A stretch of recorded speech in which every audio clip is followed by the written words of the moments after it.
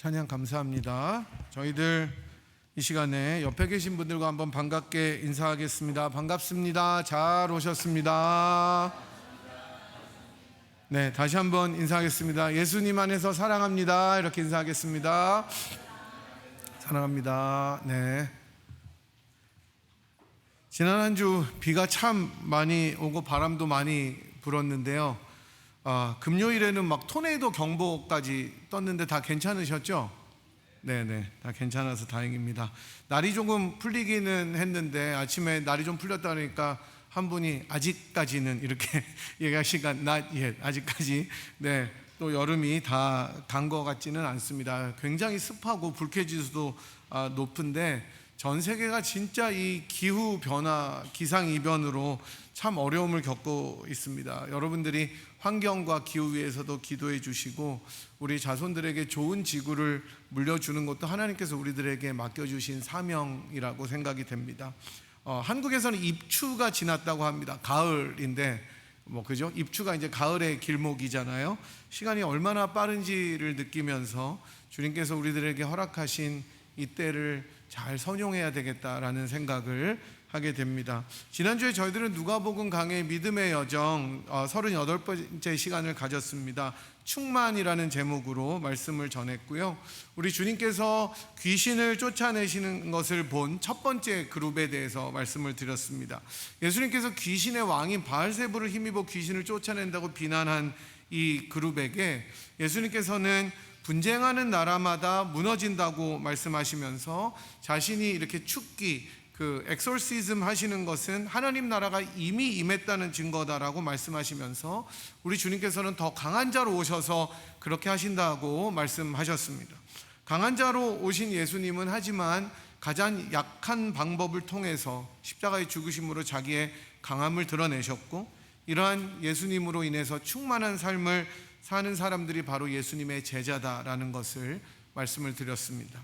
이제 오늘은 믿음의 여정 39번째 시간으로 우리의 어두운 눈이라는 제목으로 좀 전에 들으신 찬양의 제목이 우리의 어두운 눈이인데요.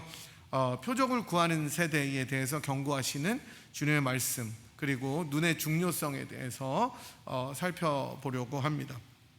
조금 전에 말씀드린 것처럼 예수님께서는 귀신을 쫓아내셨습니다. 말 못하게 하는 귀신을 쫓아내신 이 예수님의 이적을 본 사람들의 반응은 두 가지였다고 지난주에도 말씀드렸습니다.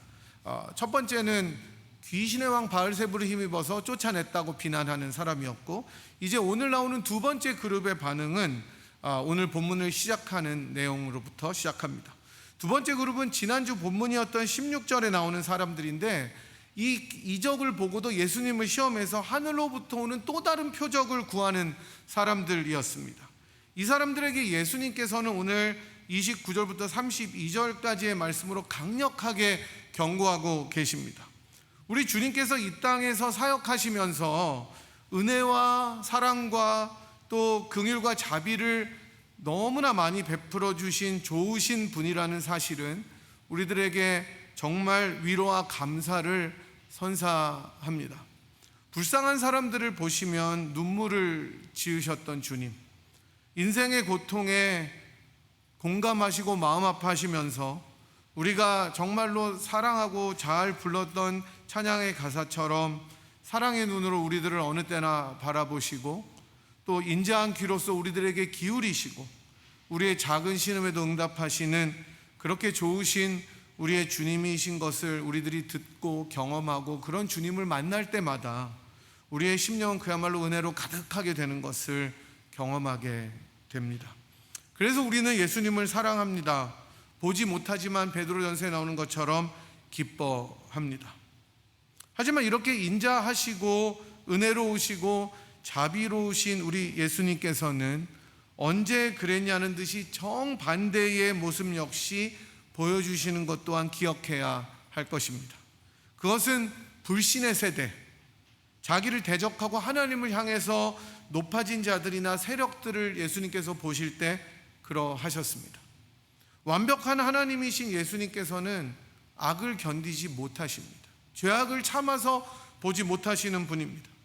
여러분이 출애굽기에서 나오듯이 여호와 하나님께서 이스라엘 백성들의 목전에 강림하실 때에 이스라엘 백성들은 하나님을 만나기 위해서 옷을 빨아야 했습니다. 상징적인 행동입니다. 뭐 옷에 빤다고 얼마나 때가 없어지겠습니까? 하지만 정결의 표시로 옷을 빨고 자기들을 정결하게 준비해야 했습니다. 거룩하게 해야 했습니다. 혹시 이 사람들이 하나님을 보려고 만약에 가까이 오게 되면 어떻게 됩니까? 죄가 있기 때문에 하나님께서 그들에게 돌파하시면서 그들이 죽게 되었습니다. 그것은 너무나 자연스러운 현상이었습니다. 죄를 참아보지 못하시고 견디지 못하시는 하나님 앞에 저절로 인간들은 소멸하기 때문이었습니다. 이런 근본 하나님이셨던 예수님께서 이 땅에 오셔서 그 수많은 인간들의 죄악과 불신과 악함을 보셨을 때 얼마나 힘드셨을까 생각해 보게 됩니다. 우리가 이제 다음 주는 아니군요. 3주 후에 살펴볼 그 다음 본문에서 보면 바리새인들한테 그렇게 인자하신 예수님이 욕을 퍼붓는 장면들이 나옵니다. 가장 길게 예수님께서 욕하시는 장면입니다. 이게 성경에 그렇게 나와서 그렇지 실제로 예수님이 얼마나 분노하셨는지는 모릅니다. 성전에 들어가셔서 장사하는 이들을 내어 쫓고 상을 엎으실 때도, 열매 맺지 못하는 이스라엘 백성들을 보셨을 때에도, 그리고 지금처럼 아무리 기적을 베풀어도 더 자극적인 것을 원하면서 하나님을 시험할 때 거룩하신 하나님이신 우리 주님의 분노는 우리가 상상할 수 없을 정도로 거룩한 분노였을 것입니다. 우리는, 어쩌면 저를 포함해서 현대를 사는 교인들은, 여러분과 저는 너무나 예수님을 어쩌면 일방적으로 생각하는 경향이 있을 수도 있습니다. 특히 어려운 시절을 살고 있다고 생각할 때 더 그렇습니다. 안 그래도 삶이 팍팍하고 힘든데 굳이 정의를 말할 필요가 있는가? 굳이 거룩을 말할 필요가 있는가? 좀 더 위로받고 좀 더 편안하고 좀 더 사랑받는 그러한 메시지를 더 듣고 싶은 것은 너무나 당연한 것 같습니다. 저도 그렇습니다. 이왕이면 그런 메시지가 훨씬 좋아요. 하지만 우리는 주님의 말씀 앞에 옷깃을 여미고 주님께서 하시는 말씀을 들어야 할 줄 믿습니다. 거룩하신 주님을 알아갈수록 우리의 죄악의 깊이를 더 깨달아가게 되고, 그럴수록 우리들에게 임하는 은혜의 깊이는 정말로 찰랑찰랑한 어떤 개울가가 아니라 훨씬 더 바다처럼 깊이 다가올 것이기 때문에 그렇습니다. 그러면 우리는 오늘 본문에 나오는 주님의 경고에 옷깃을 여미고 주목해서 들어야 할 것입니다. 하나님을 시험해서 하늘로부터 오는 표적을 구하는 이 두 번째 그룹에게 우리 주님께서는 29절에서 이렇게 말씀하시는데, 한번 같이 29절 읽어보도록 하겠습니다. 시작. 무리가 모였을 때에 예수께서 말씀하시되 이 세대는 악한 세대라. 표적을 구하되 요나의 표적밖에는 보일 표적이 없나니. 우리 주님께서는 표적을 구하는 이 세대를 악한 세대, evil generation이라고 말씀하십니다. 사실 예수님께서는 귀신을 쫓아내심으로 자기의 능력과 권위를 다 보여주셨습니다. 하지만 이 사람들은 표적을 구하는데 뭔가를 더 해보라는 것입니다. 예수님께서 이미 다 보여주셨는데 그걸로 부족하다는 겁니다. 좀 더 보여달라는 겁니다. 다시 말씀드리면 더 자극적인 것을 원하는 것입니다. 이 말은 예수님의 권위와 능력 자체에는 이 사람들은 별로 관심이 없다는 겁니다. 더 자극적인 표적과 기적과 기사를 원하고 있습니다. 여러분, 사인 있잖아요. 사인. 표지는 무엇입니까? 표지는 실체죠. 실체. 진짜 존재하는 것을 알려주는 신호입니다. 여러분들이 운전하시면서 수도 없이 만나게 되는 스탑사인, 이거 안 지키면은 굉장한 벌금이 붙죠. 이것은 무엇을 의미합니까? 그 사인을 보면 어떻게 해야 되는 거예요? 빨리 가면 안 됩니다. 그죠? 그거를 빨리 지나가면 벌금이죠. 그 사인을 보면 스탑해야 되는 것입니다. 스탑해야 된다는 현실을 알려주는 거예요. 규칙입니다. 또 다른 예를 들어보면 온도계를 말할 수가 있을 겁니다. 온도계의 수치는 실제 공기나 물체의 온도를 나타내는 것이지 다른 것 이상도 아닙니다. 표적이자 신호입니다. 온도계에 표시된 숫자는 실체인 온도를 가리키고 그 수치를 통해서 추운지 더운지 판단할 수 있는 겁니다. 그래서 열 재는 체온계도 마찬가지인 거죠. 실체를 보여주는 사인인 겁니다. 이처럼 예수님께서 이 땅에 오셔서 보여주신 기적들과 표지들은 그 자체가 목적이 아닙니다. 그 자체가 중요한 게 아니에요. 물고기 2마리와 떡 5개로 5,000명을 먹이신 오병이어의 사건은 그 기적 자체를 주목하게 하려는 것이 아니라 무엇입니까? 그 기적이 무엇을 가리키는지를 알려주는 것이 중요합니다. 그 기적을 통해서 예수님이 진짜 하나님이시구나, 광야에서 만나를 내려주신 그 하나님이 바로 이 예수구나라는 것을 알려주는 것입니다. 마찬가지로 귀신을 쫓아내는 것 역시 엑소시즘 자체에 모든 의미가 있는 것이 아니라 우리 주님께서 말씀하신 것처럼 하나님의 손을 힘입어 귀신을 쫓아낸다면 하나님의 나라가 너에게 임하였다는 교훈을 알려주시기 위해서 하신 행동이었습니다. 따라서 주님께서 우리들에게 주시는 표적들은 실체를 알리기 위한 신호였습니다. 그럼에도 불구하고 두 번째 그룹은 또 다른 표적을 구합니다. 이 사람들은 진정한 실체는 관심이 전혀 없습니다. 그거는 별로 중요하지 않아요. 현상만을 쫓는 사람들이었기 때문입니다. 예수로 만족하지 못하는 거예요. 우리가 지난 시간에 본 것처럼 예수로 충만한 것에는 전혀 관심이 없습니다. 눈에 보이고 자기를 만족하게 하는 것에만 관심을 두는 그룹이 두 번째 그룹이었습니다. 불안하게도 현대의 많은 사람들과 심지어 신자들도 이런 그룹과 비슷합니다. 예수를 믿는다고 하는데 예수의 말씀과 성령의 능력으로 충만한 것에는 별로 관심이 없습니다. 더 자극적인 것에 관심을 둡니다. 그거는 성령의 은사처럼 방언이나 예언이나 이러한 측면들 뿐만 아니라 신앙생활을 하면서 자기 경험을 말씀보다 더 중요하게 찾는 데서 우리가 발견할 수 있습니다. 감정을 중요시하면 더 그럴 수 있습니다. 은혜를 받았다는 것은 지정의, 즉 지성과 감성과 감정과 의지 모두를 동반하는 전인격적인 것입니다. 홀리스틱한 것입니다. 하지만 특히 한국 사람들의 경우에 감정에 굉장히 많이 치우치는 경우가 있어요. 우리가 은혜 받는다고 할 때 울컥하는 감정이 없으면 은혜 받은 것 같지 않아요. 그죠? 약간 뭔가 코도 좀 찡하고 눈물도 좀 나고 마음도 먹먹해하게 은혜 받은 것 같은데 머리로만 알면은 크게 은혜 받은 것 같은 느낌이 한국 사람들이 잘 안 들어요. 저도 그렇습니다. 눈물도 좀 쏟고 막 결단도 하고 막 땅도 치고 이래야 은혜 받은 것 같은데 그렇지 않으면 은혜 받은 것 같지가 않습니다. 자기 감정에 좌우되면, 그래서 은혜 받은 것을 감정으로 측정하게 되면 더 자극적인 것을 갈망하게 됩니다. 다음에 그런 필링이 안 오면 은혜 받은 것 같지 않아요. 반면에 미국 사람들은 훨씬 더 지적인 것에 감동을 받더라고요. 그래서 저 신학교 다닐 때 보면은 설교가 그렇게 지루한데 찡하는 게 하나도 없어요. 진짜 찡하는 게 하나도 없고 다 논리적으로 라지컬하게 얘기를 해주는데 미국 애들은 막 은혜를 받아요. 나오면은 그 반응이 반대입니다. 근데 한국 목사님들이 와가지고 한번 뒤집었다 흔들었다 그러면 우리만 은혜 받아요. 미국 애들은 왜 이렇게 흥분을 하지? 이럽니다.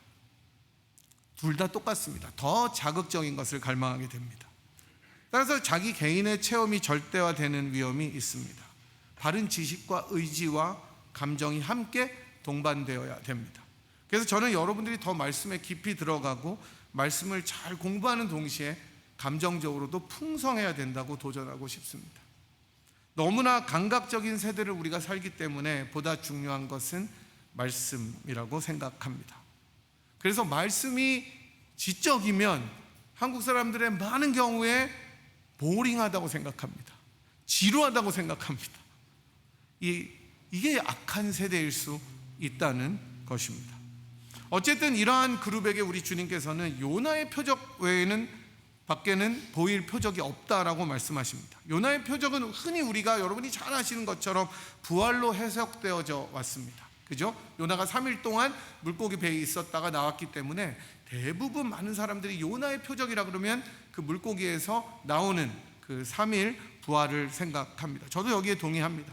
하지만 오늘 본문의 문맥 컨텍스트를 잘 보면 그런 큰 그림도 가능하지만 적어도 심판과 회개라는 의미가 더 합당합니다. 여러분들이 잘 아시다시피 요나는 어떤 사람이었습니까? 참 선지자라고 하기에도 민망한 신실하지 못한 사람이었습니다. 그래서 어떤 학자들은 요나를 거짓 선지자라고도 이야기하는 사람들도 있습니다. 하나님께서 니느웨를 향해서 회개 메시지를 전하라고 명하셨을 때 요나는 정반대로 도망쳐 버린 그런 선지자였습니다. 그래서 영어로 runaway prophet이라고도 이야기합니다. 결국 물고기 뱃속에서 3일을 지내고 나서야 겨우겨우 순종해서 니느웨의 하나님의 심판을 외쳤습니다. 그것도 전심으로 외친 것 같지 않습니다. 회개하라 뭐 이렇게 했던 것 같아요 그냥. 그런데 그 메시지에 난리가 난 거예요. 니느웨가 뒤집어졌습니다. 이게 하나님의 능력입니다. 인간의 어떠함에도 불구하고 하나님께서는 자기 일들을 하시는 거예요. 여러분 진짜 놀랍지 않습니까? 이전의 부흥의 역사들을 바라보면 정말 지푸라기와 같은 설교자들을 통해서, 연약한 성도들을 통해서, 숫자가 정말 적은 다 죽어가는 진짜 이제 곧 클로즈되는 교회를 통해서 하나님께서 자기의 역사를 일으키십니다. 이게 하나님의 방법인 거예요. 도시가 난리가 났습니다. 뒤집어져 버렸어요. 회개하고 각성이 일어나서 그 왕이 베옷을 입고 허리를 동이는 기적이 일어납니다. 요나의 이러한 성의 없는 설교를 듣고도 대각성이 일어난 니느웨를 보라고 이야기하시는 겁니다. 요나가 니느웨 사람들에게 하나님의 심판을 알리는 사인이었던 것처럼, 그가 나타났을 때 하나님의 임재가 있을 것이라는 실체를 보여줬던 것처럼 예수님도 그러하시다고 말씀합니다. 문제는 니느웨는 회개했는데 이 세대는 더 악하게 회개를 모르는 세대다라고 주님은 도전하십니다. 경고하십니다. 따라서 32절에 나오는 것처럼 심판 때에는 도리어 니느웨 사람들이 일어나서 이 세대 사람들을 정죄할 것이라고 얘기합니다. 우리는 그 성의 없는 메시지를 듣고도 회개했는데 너네들은 만왕의 왕이신 예수님께서 전하신 기적을 믿고도 또 다른 표적을 구하고 믿지 않는 죄를 범하니 니느웨 사람들이 정죄할 것이다 라고 말씀하십니다.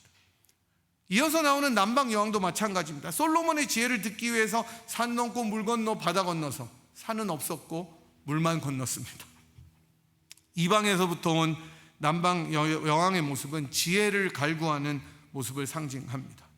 그러나 솔로몬보다 훨씬 더 지혜롭고 크신 예수님의 말씀은 들으려 하지 않는 이 세대는 악한 세대다라고 주님이 말씀하십니다. 정리하면 간단합니다. 자기의 눈에 맞는 대로, 마음에 원하는 대로 하나님을 믿지 말아라. 더 자극적이고 입맛에 맞는 대로 신앙생활하지 말고 진짜 예수님을 보라는 것입니다. 그래서 진정한 제자의 길은 자기를 부인하는 데 있는 겁니다. 주님을 따라 그 말씀을 지키고 그 말씀에 나의 인생을 거는 것, 그것이 제자의 삶입니다. 이제 이렇게 말씀을 마치신 주님께서는 등불과 빛에 대해서 이야기를 하며 넘어갑니다. 제가 한국에서 미국에 와서 제일 당황한 것 중에 하나가 너무 집이 어두웠던 거예요. 여러분 그렇지 않습니까? 처음에 우리나라는 진짜 밝잖아요. 미국 집은 가는 데마다 너무 어두운 거예요. 방에 들어가도 어두침침하고 어두컴컴하고 스탠드로 된 램프 하나 딸랑이 있고 그걸 켜도 어둡기만 합니다. 신학교 다닐 때 제가 교수님을 면담하러 가면 위에 형광등이 있는데 다 꺼놓고 데스크 램프 하나만 켜놓고 책 보고 있어요. 진짜 이해가 안 가더라고요. 졸릴 것 같은데 앉아고 그렇게 열심히 뭘 집필하고 계셨습니다. 지금이야 저도 익숙해져서 너무 밝으면 좀 힘들기는 한데 사실 여러분 이 교회 처음 들어왔을 때 여러분 생각나십니까? 얼마나 어두웠는지. 이거 다 열어도 진짜 어두웠었어요. 그죠? 지금은 굉장히 밝죠. 옆에 창문을 닫아도 이제 다 밝습니다. 램프를 켜는 목적은 33절처럼 들어가는 사람으로 그 빛을 보게 하기 위함입니다. 빛이 비추어져야 그 빛을 보고 길을 찾고 뭔가를 할 수 있기 때문이죠. 마찬가지로 우리 눈이 그렇다고 주님께서 말씀하십니다. 저는 진짜 여러분 보실 때 눈이 좋은 것 같습니까? 나쁜 것 같습니까? 눈은 이쁜데 시력은 나빠요. 네, 왜 웃으시는지 잘 모르겠습니다. 어쨌든 요즘 저는 근시, 난시, 노안까지 다 와서 삼위일체적인 나쁨을 가진 사람입니다. 지금 렌즈도 다초점을 껴야 됩니다. 안경을 벗으면 거의 잘 보이지 않아요. 얼마나 불편한지 모릅니다. 안경을 벗으면 유일하게 잘 보이는 것은 핸드폰밖에 없습니다. 이렇게 여러분 다 그러실 겁니다. 아마 여러분들도 나이가 들어가시면서 눈이 나빠져 가시는 것을 경험하셨을 것이고 그 불편함이 얼마나 큰지 잘 아실 것입니다. 이런 이유로 주님께서는 34절에서 내 몸의 등불은 눈이라고 말씀하시면서 너의 눈이 성하면 온몸이 밝을 것이고 나쁘면 내 몸도 어두울 것이라고 말씀합니다. 그러면서 결론적으로 네 속에 있는 빛이 어둡지 아니한가 체크해 보라고 도전합니다. 눈은 여기서 영적인 분별력을 뜻하기도 하고 마음을 의미하기도 합니다. 따라서 이 말씀은 지난주와 이번 주에 나오는 두 그룹들과 대조되는 제자들을 향한 말씀입니다. 이들의 눈은 이미 돌이킬 수 없는 상태가 된 것입니다. 첫 번째, 두 번째 그룹은 이제 눈이 나빠서 더 이상 볼 수 없는 거예요. 예수를 볼 수가 없고 그 말씀을 이해할 수도 없습니다. 이들을 보면서 제자들은 경각심을 가져야 됩니다. 그래서 제임스 에드워드라는 학자는 이 구절을 이렇게 해석합니다. 눈은 예수에 의해 시작된 하나님 나라가 자신의 인생에 들어갈 수 있게 하는 통로다. 그래서 하나님 나라를 영접하는 사람들은 빛을 얻고 어두운 세상에서 살아갈 수 있는 길을 인도받는다. 예수님을 주로 모신 자들은 이 빛을 그래서 계속 밝혀야 된다는 것입니다. 그래서 온전히 밝고 어둡지 않게 살아가야 한다고 말씀하는 것입니다. 그런데 여러분 정말 놀라운 사실은 제자들과 같은 우리들의 눈이 처음부터 밝은 것은 아니었다는 사실이었습니다. 저는 이 말씀을 묵상하면서 우리가 아까 성가대 찬양을 통해서 들었던 우리의 어두운 눈이라는 찬양의 가사를 계속 묵상하게 되었고 그래서 성가대에게 이 찬양을 해달라고 부탁을 드렸습니다. 다시 한번 가사를 띄워주시면 제가 좀 읽어보도록 하겠습니다. 우리의 어두운 눈이 그를 미워했고 우리의 캄캄한 마음이 그를 몰랐으며 우리의 무지한 채찍질로 그를 내리쳤고 우리의 악독한 혀가 그를 정죄했으며 우리의 폭력의 손길이 그 몸 멍들게 때렸으며 살인자의 본받아 우리는 그를 찔렀소. 우리는 그를 죽였지만 그는 살아나셨고 우리의 악함을 벗기셨소. 우리가 어두운 눈으로 주님을 대적하고 우리가 어두운 눈으로 주님을 모욕하고 반발하며 도리어 주님을 십자가에 넘기라고 못 박으라고 외칠 그때에도 주님께서는 그 모든 악함과 정죄와 비난과 수치를 온몸으로 받으시고 우리를 도리어 용서하셨습니다. 자기 자신의 목숨을 도리어 우리 모두를 위해서 내어주셨습니다. 아버지께 버림을 받으시면서 침뱉음을 당하시고 옆구리에 창을 받으시고 모든 물과 피를 쏟으시면서 고통 가운데 죽어가시면서도 우리들을 사랑으로 품어주셨습니다. 우리의 캄캄한 마음이 주님을 모를 그때에도 주님께서는 그의 온전한 사랑을 우리들에게 퍼부어 주셨습니다. 우리들의 악한 채찍질로 우리가 내리칠 그때에도 주님께서는 그 채찍을 온몸으로 받으시면서 우리를 위해 인내하셨습니다. 우리의 악독한 혀가 주님을 모욕할 때에도 주님께서는 그들의 죄를 사여달라고 아버지께 부르짖었습니다. 그래서 이제 우리는 그 빛을 우리들의 마음에 담고 살아가는 존재로 불러주셨습니다. 더 이상 첫 번째 그룹들이나 두 번째 그룹들처럼 예수를 거부하고 받아들이지 않는 것이 아니라 더 나은 표적들을 구하고 예수보다 나에게 관심이 있는 인생이 아니라 오직 나를 위해 죽으신 예수만을 위해 살아갈 수 있는 사람들로 부르심을 받은 존재가 된 것입니다.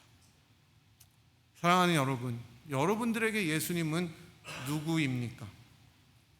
나의 욕망을, 나의 기대를 더 자극적으로 채워주기를 원하는 그런 분이십니까? 아니면 나를 위해 기꺼이 자기를 주시고 우리의 눈을 밝히셔서 우리를 빛 가운데로 인도하신 진정한 구세주이십니까? 만약 그런 분이라면, 주님이 진정한 나의 구세주이시라면 우리는 주님을 나의 모든 것으로 삼고 살아가야 될 것입니다. 주님이 우리들을 위해 자기의 모든 것을 다 주신 것처럼 우리 역시 주님을 위해서 우리의 모든 것으로 함께 섬기며 살아가야 할 것입니다. 주님의 엄중한 경고 앞에 우리도 우리의 옷깃을 여미고 우리 자신을 돌아봐야 할 것입니다. 그래서 참된 제자가 어떤 사람인지 기억해야 할 것입니다. 우리의 어두운 눈을 밝히셔서 참된 빛으로 인도하신 예수님을 다시 한번 마음에 담아 보십시오. 그리고 그러한 예수님을 내 마음에 가득 채우고 나의 모든 것이라고 고백함으로 더 주님을 깊이 사랑하는 여러분과 제가 되기를 주님의 이름으로 간절히 축복합니다. 한 목소리로 기도하겠습니다. 우리의 어두운 눈이 주님을 십자가에 못 박았을 때에도, 주님을 몰랐을 때에도 우리들을 사랑하셔서 가장 약함으로 나의 보배가 되어주신 그런 주님을 더 사랑하겠습니다. 그런 주님이 나의 모든 것이 되겠다고 늘 고백하는 인생이 되겠습니다. 십자가 죄사하신 그런 주님을 찬양하고 언제나 쓰러진 나를 세우시고 나의 잔을 채우시는 주님을 더 깊이 알아가고 사랑하겠습니다. 결단하는 시간이 되었으면 좋겠습니다. 우리가 주님을 등질 그때에도 우리들을 끝까지 추적하셔서 사랑하시는 하나님의 사랑을 내 마음속에 더 충만하게 담는 인생, 그런 가정, 그런 교회 되게 하여 주옵소서.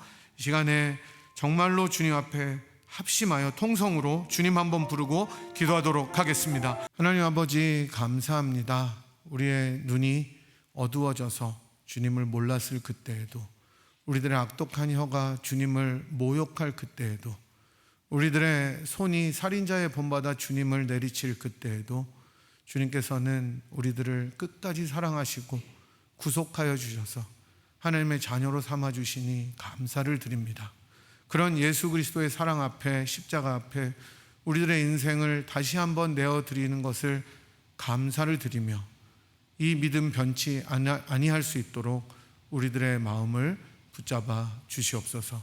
오직 예수로 충만한 인생이 되게 도와 주시옵시고, 오로지 예수로 기뻐할 수 있는 인생이 되게 도와 주시옵시고, 오로지 예수만으로 만족할 수 있는 인생이 되게 인도하여 주셔서 표적을 구하는 악한 세대, 주님을 불신하는 악한 세대에 더 주님을 깊이 사랑하는 우리 분이엘의 성도들이 될 수 있도록 인도하여 주시옵시고, 그런 가정과 교회가 되게 인도하여 주셔서 작은 불꽃 하나가 큰 불을 일으키는 하나님 나라의 역사를 만들어 나가는 저희 모두가 되도록 축복하여 주시옵소서.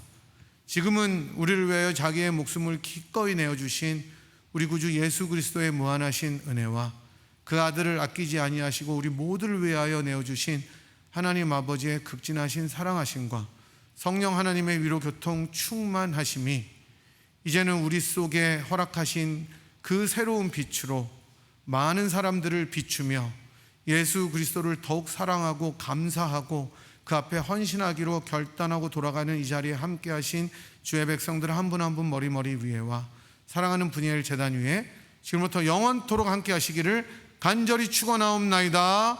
아멘.